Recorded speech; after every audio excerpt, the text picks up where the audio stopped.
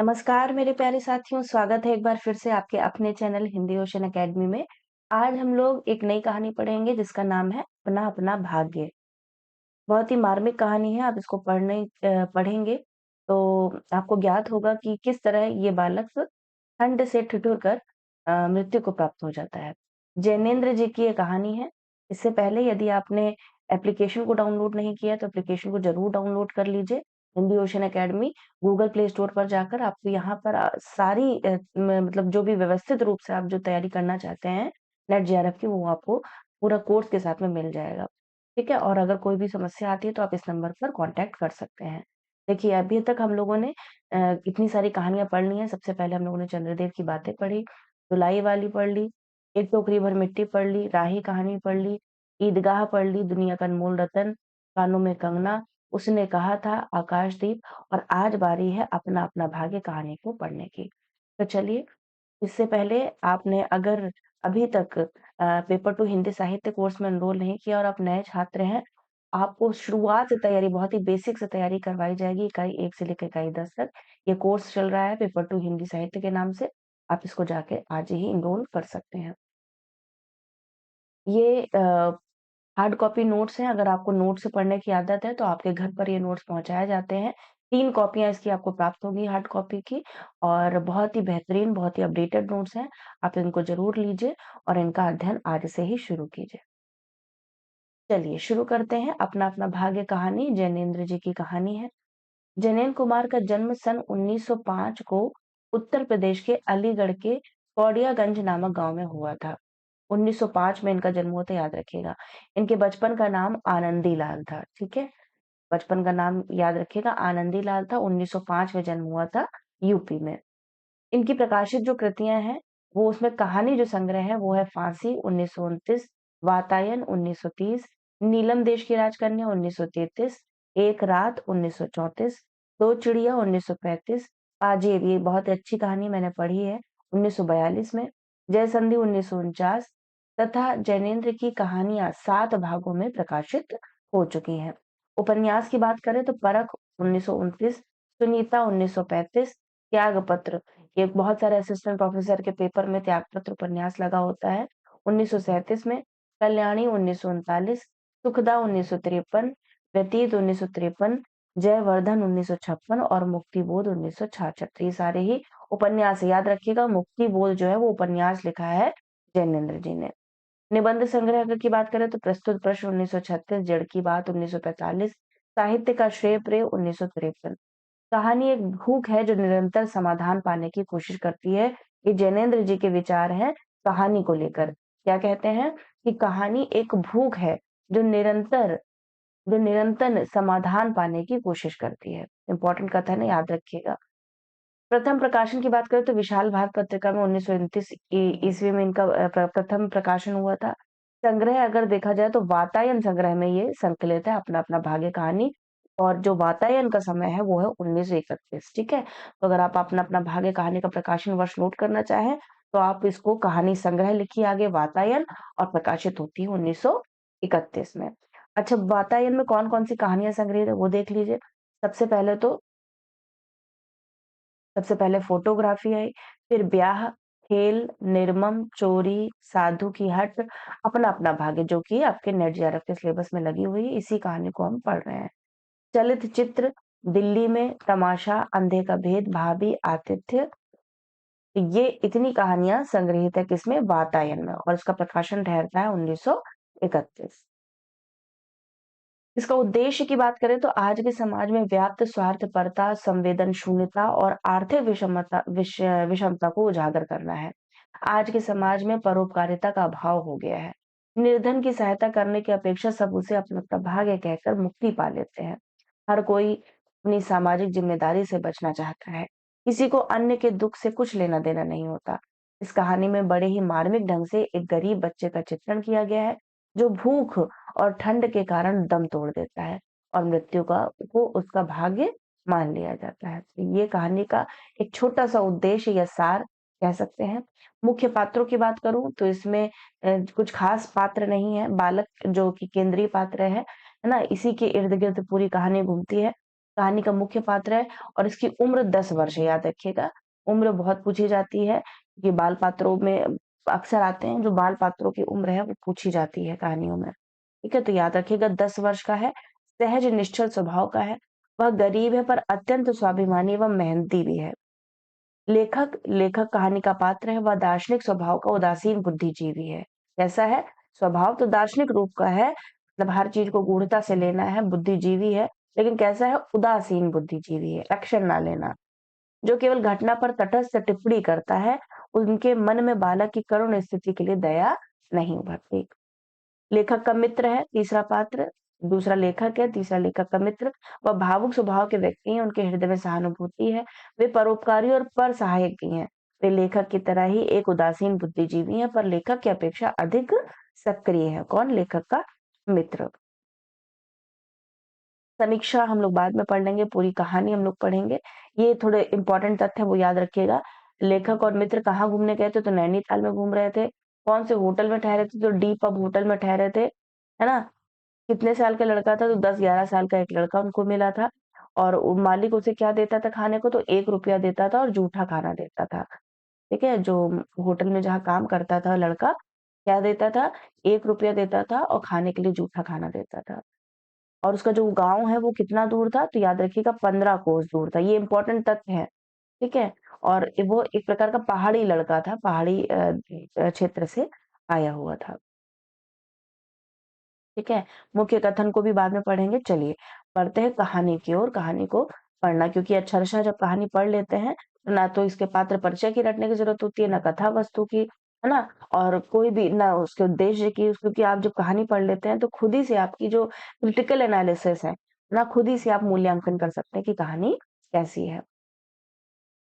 बहुत कुछ निरुद्देश्य घूम चुकने पर हम सड़क के किनारे की एक बेंच पर बैठ गए। हम मतलब कौन? लेखक और लेखक का मित्र।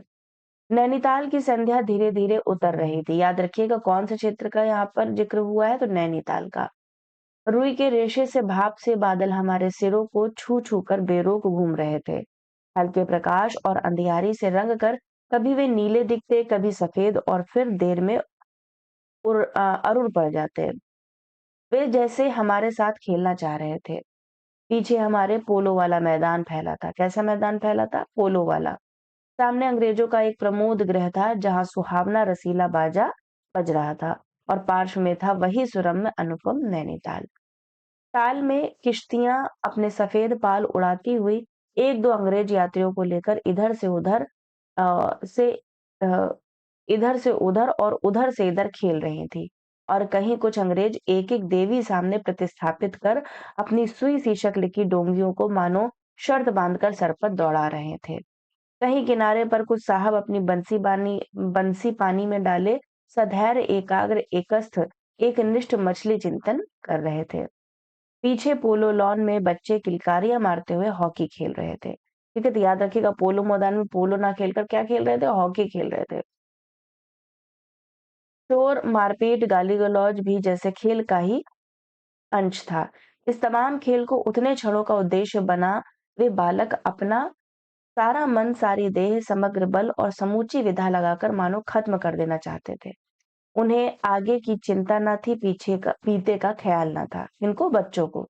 वे शुद्ध तत्काल के प्राणी थे, वे शब्द की संपूर्ण सच्चाई के साथ जीवित थे।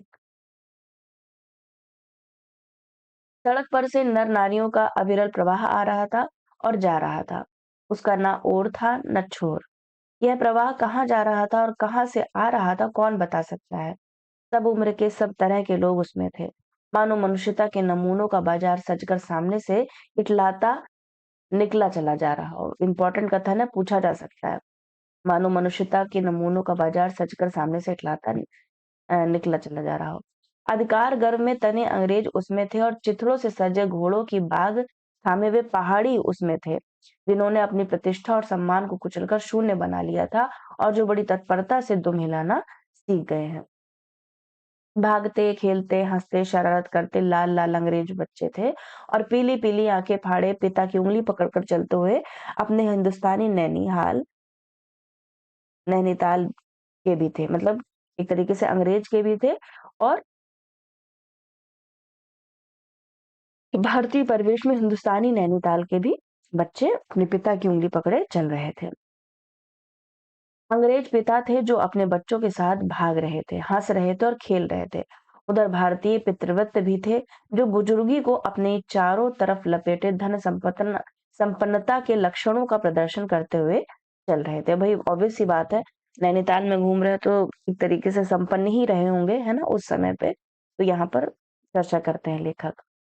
अंग्रेज रमणियां थी जो धीरे-धीरे नहीं चलती थी, तेज चलती थी। उन्हें न चलने में थकावट आती थी, न हँसने में लाज आती थी। कसरत के नाम पर घोड़ों पर भी बैठ सकती थी और घोड़े के साथ ही साथ जरा जी होते ही किसी हिंदुस्तानी पर कोड़े भी फटकार सकती थी। वे 2-2, 3-3, 4-4 की टोलियों में निशशंक, निरापद इस प्रवाह में मानो अपने स्थान को जानती हुई सड़क पर चली जा रही थी, क्योंकि वो बेधड़क वैसे भी अंग्रेज रमणियां हैं, मतलब स्त्रियां हैं, वो शर्माने का काम नहीं है उनका, बेधड़क चलती थी, बेधड़क हँसती थी, ना उनको थकने में मौत आती थी, ना कसरत करने पर। कसरत के नाम पर वो घोड़े पर भी बैठ सकती, तो ऐसा यहाँ पर एक तरीके से स्त्रियों के जीवन का भी यहाँ पर ज़िक्र करते हैं लेखक कि अंग्रेज़ों की स्त्रियाँ कैसी हैं और अपने भारतीय प्रदेश की।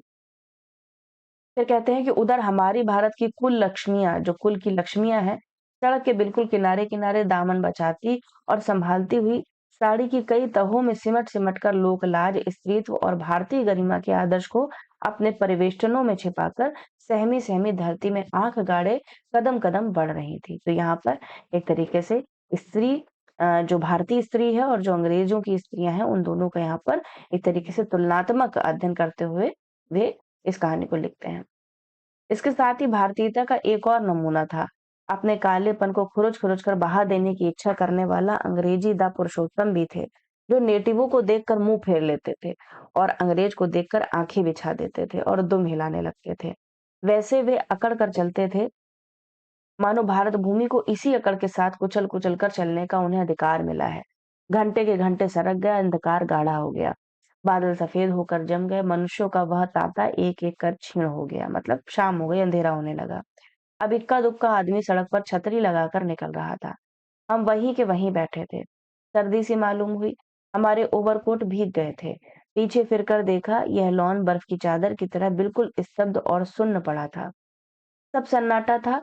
तल्लीलान की बिजली की रोशनियां दीप मालिका सी जगमगा रही थी। वह जगमगाहट 2 मील तक फैले हुए प्रकृति के जल दर्पण पर प्रतिबिंबित हो रही थी और दर्पण का कांपता हुआ, लहरें लेता हुआ वह जल प्रतिबिंबों को 100 गुना, 1000 गुना करके उनके प्रकाश को मानो एकत्र और पूंजीभूत करके व्याप्त कर रहा था।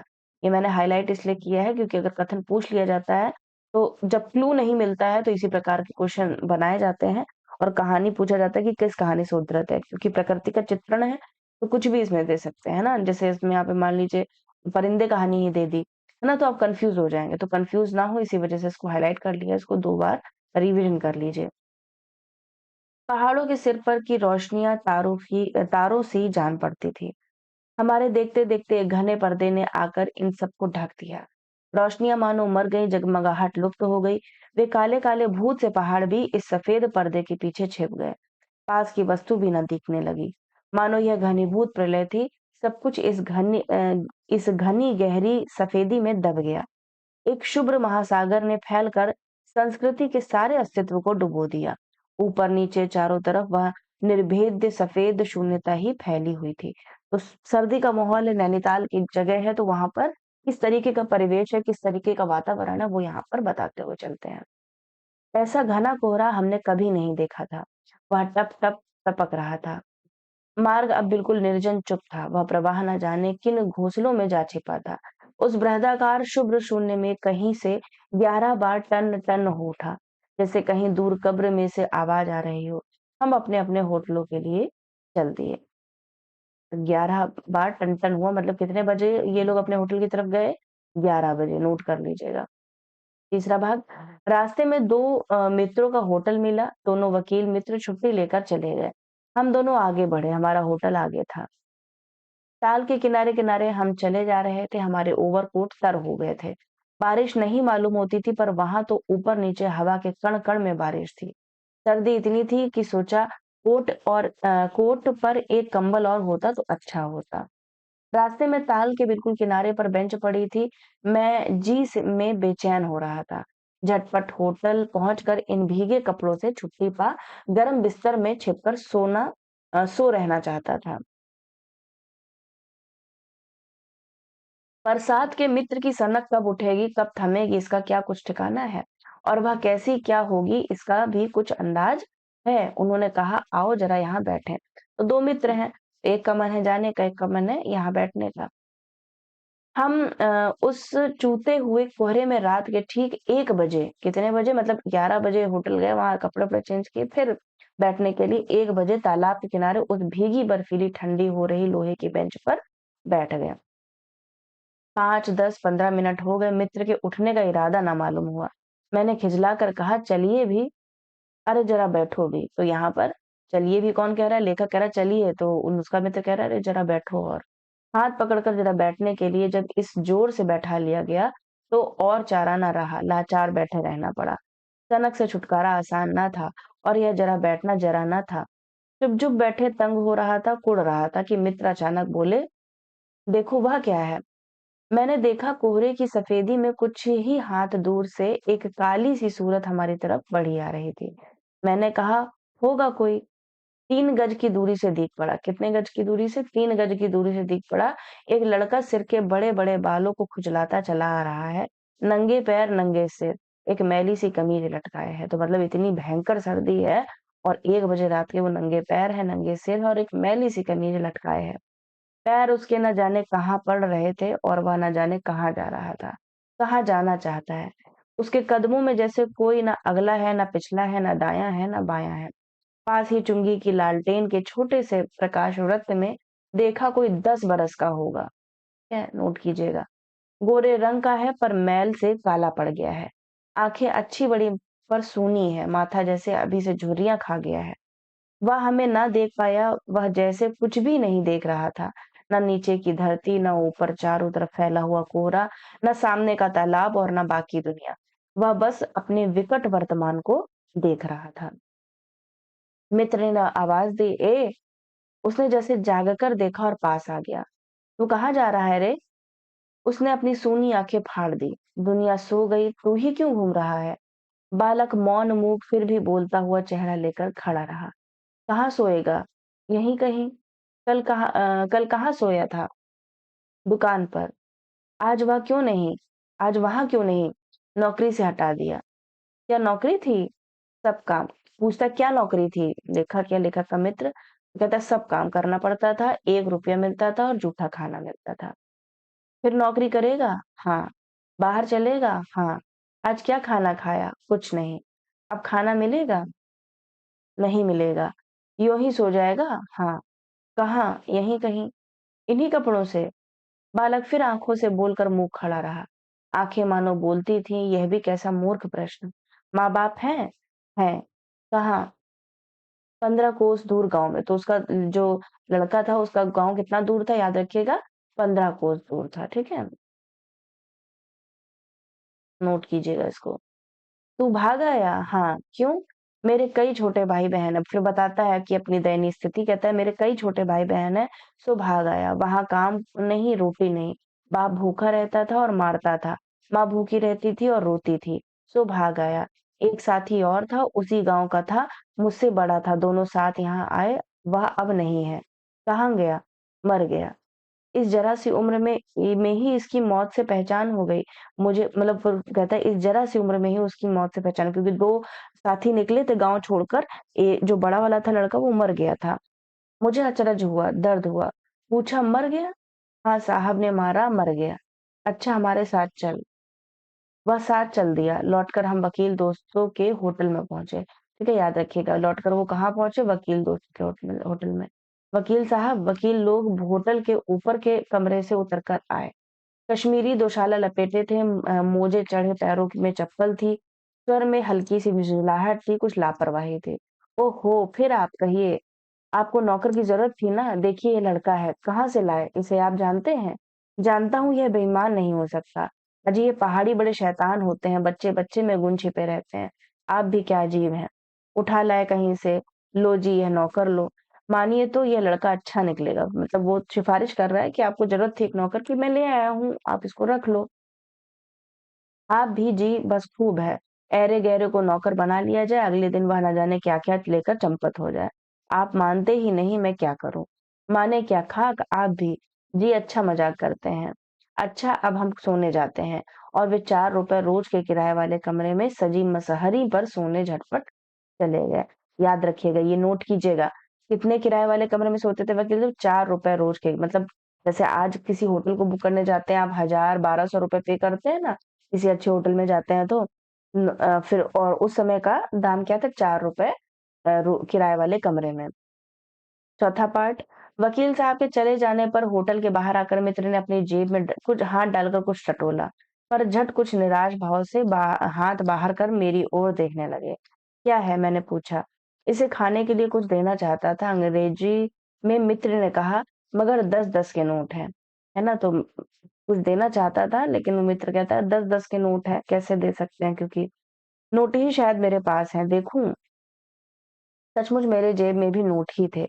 हम फिर अंग्रेजी में बोलने लगे, लड़के के दाँत बीच-बीच में कटकटा उठते थे, कड़ाके की सर्दी थी। मित्र ने पूछा तब? मैंने कहा 10 का नोट ही दे दो। सकपकाकर मित्र मेरा मुँह देखने लगे। अरे यार बजट बिगड़ जाएगा। हृदय में जितनी दया है, पास में उतने पैसे तो नहीं है। यहाँ दोनों आपस में बात करते हो क्योंकि दोनों के पास चिल्लर नहीं है, दोनों के पास नोट है, वो भी 10-10, क्योंकि उस समय ₹10 की भी कीमत होती थी। तो कह रहे हैं ₹10 हैं, तो अगर मान लो इसको दे दिए तो दया तो है मेरे पास में, लेकिन पास में उतने पैसे नहीं है ना, बजट बिगड़ जाएगा, इस तरीके से वो पीछा छुड़ाते हैं। तो जाने दो, यह दया ही इस ज़माने में बहुत है, मैंने कहा। मित्र चुप रहे, जैसे कुछ सोचते रहे, फिर लड़के से बोले, अब आज तो कुछ नहीं हो सकता, कल मिलना। वह होटल डी पब जानता है, वहीं कल 10 बजे मिलेगा। हाँ, कुछ काम देंगे हुज़ूर। हाँ, हाँ, ढूँढ दूँगा। तो जाऊँ? लड़के ने निराश आशा से पूछा। मतलब वो कहता है, कुछ जब उसको मिला नहीं तो कहता है, तो जाऊँ मैं? हाँ, ठंडी सांस खींचकर मित्र ने कहा। कहाँ सोएगा? यहीं कहीं बेंच पर, पेड़ के नीचे, किसी दुकान की भट्टी में। बालक कुछ ठहरा, मैं असमंजस में रहा। तब वह प्रेत गति से एक ओर बढ़ा और कोहरे में मिल गया। हम भी होटल की ओर बढ़े। हवा तीखी थी, हमारे कोटों को पार कर बदन में तीर सी लगती थी। मतलब इतनी ठंडी थी और वो केवल एक शर्ट, नंगे पैर, नंगे सर ऐसे घूम रहा था। सिकुड़ते हुए मित्र ने कहा, भयानक शीत है, उसके पास बहुत कम कपड़े हैं। यह संसार है यार, मैंने स्वार्थ की फिलॉसफी सुनाई। चलो पहले बिस्तर में गर्म हो लो, फिर किसी और की चिंता करना। उदास होकर मित्र ने कहा, स्वार्थ जो कहो, लाचारी कहो, निठुराई कहो या बेहयाई।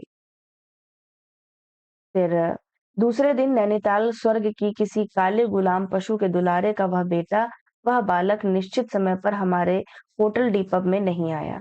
हम अपनी नैनीताल सैर खुशी-खुशी खत्म चलने को हुए। उस लड़के की आस लगाते बैठे रहने की जरूरत हमने ना समझी। मोटर में सवार होते ही कि यह समाचार मिला कि पिछली रात एक पहाड़ी बालक सड़क के किनारे पेड़ के नीचे ठुकर कर मर गया। मरने के लिए उसे वही जगह, वही 10 बरस की उम्र और वही काले चिथड़ों की कमीज मिली। आदमियों की दुनिया ने बस यही उपहार उसके पास छोड़ा था। पर बताने वालों ने बताया कि गरीब के मुंह पर छाती, मुट्ठी और पैरों पर बर्फ की हल्की सी चादर चिपक गई थी। इतनी बर्फ थी, इतनी बर्फ पड़ रही थी कि उसके मुंह पर, छाती पर, पैरों पर बर्फ जम गई थी। मानो दुनिया की बेहयाई ढकने के लिए प्रकृति ने शव के लिए सफेद और ठंडे कफन का प्रबंध कर दिया था। मतलब उनके पास इतना भी दया नहीं थी कि उसको कपड़े या ठंड से बचने के लिए कुछ दे देते। और कितनी बड़ी बात यहाँ पर की है कि मानो दुनिया की बेहयाई ढकने के लिए प्रकृति ने शव के लिए सफेद और ठंडे कफन का प्रबंध कर दिया था। सब सुना और सोचा, अपना-अपना भाग्य। तो यहाँ पर ये कहानी समाप्त होती है। बहुत ही मार्मिक कहानी लगी मुझे। अच्छा नहीं लगता इस कहानी को पढ़ने पर कि एक छोटा-सा 10 वर्ष का बालक, पहाड़ी बालक काम की तलाश में, क्योंकि उसके माता-पिता के पास में आर्थिक संपन्नता नहीं थी और कई भाई-बहन उसके थे, छोड़कर आया था। और जिसके सहारे वो आया था, बड़ा जो मित्र था उसका, वो भी मर गया था। वो कैसे मरा, कैसे उसकी मृत्यु हुई नहीं पता। लेकिन कहीं न कहीं आर्थिक विपन्नता ही रही होगी, जो दोनों की मृत्यु का कारण बनी। ठीक है? ये थी कहानी। और जो इसके इम्पोर्टेंट कथन है ना, वो आप लोग पढ़ लीजिएगा। और जो बच्चे पेड मेंबर्स हैं, जो बच्चे एप्लीकेशन से पढ़ रहे हैं, उनको पीडीएफ नोट्स वगैरह सब मिल जाता है। ठीक है? आप अगर जुड़ना चाहते हैं, तो दिए गए नंबर पर व्हाट्सएप करके सारी जानकारी प्राप्त कर सकते हैं। मिलते हैं अगली कहानी के साथ, तब तक सभी का आभार एवं धन्यवाद।